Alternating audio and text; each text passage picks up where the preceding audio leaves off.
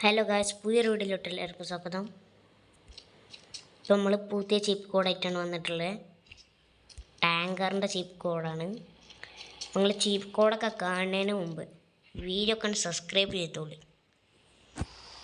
നമ്മൾ ടാങ്കറിൻ്റെ ചീപ്പ് കോഡ് ഇരിക്കുകയാണ്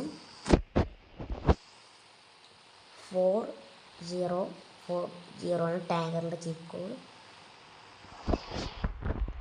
ടാങ്കർ വന്നു കയറി വെക്കാം നമുക്കൊന്ന്. ഗൈസ്, കണ്ണൊക്കെ നമുക്ക് ഷൂട്ട് ചെയ്യാം.